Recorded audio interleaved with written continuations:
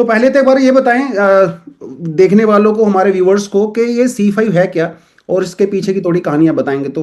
हाँ जी, तो पहले तो हमें ये समझना चाहिए कि C5 एक कुछ अनाउंस्ड ग्रुपिंग नहीं है, ये बस एक अभी आइडिया है जो कि एक यूएस की नेशनल सिक्योरिटी स्ट्रैटेजी में लीक हुआ था।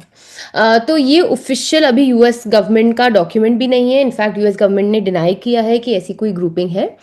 बट कभी कभी इस चीज़ को हम लोग ट्रायल बलून डिप्लोमेसी भी बोलते हैं, जिसका मतलब ये है कि कभी कभी गवर्नमेंट अपने आप कुछ ऐसा डॉक्यूमेंट लीक कर देती है और ताकि ये देखने को मिले कि लोगों का क्या रिएक्शन है। बट अभी ये एक स्पेक्यूलेटिव डॉक्यूमेंट है, बट तभी भी इंटरेस्टिंग होगा इसको एनालाइज करना। तो C5 का मतलब है कोर 5, जैसा आपने कहा कि 5 top Nations, United states, China, Russia, India and Japan, इनको एक साथ लेकर आना। अगर हम लोग इसको टू बिगिन विद एनालाइज करें, इसको हम दो चीज़ों से एनालाइज कर सकते हैं। एक तो कि कौन से प्लेयर्स हैं टेबल पे, और सेकंड है कौन से लीडर्स हैं टेबल पे।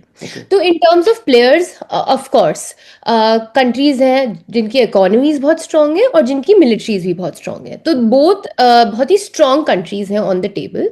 बट अलॉन्ग विद दैट ऐसे लीडर्स हैं, अगर आप देखो, Modi, Putin, Xi Jinping, Takashi, जो कि are very strong leaders. And ये वैसे लीडर्स नहीं हैं जो कि आराम से ट्रंप के प्रेशर में आ सकें।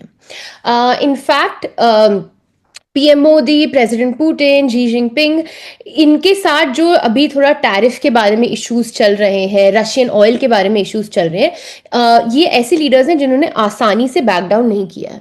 तो उस पर्सपेक्टिव से देखकर ये एक ऐसी ग्रुपिंग है कि अच्छा, हम लोग इसको ऐसे एनालाइज कर सकते हैं कि अगर प्रेशर से बात आगे नहीं बढ़ रही तो मे बी एक स्ट्रेटेजिक ग्रुपिंग से अमेरिका का एजेंडा आगे बढ़ सकता है।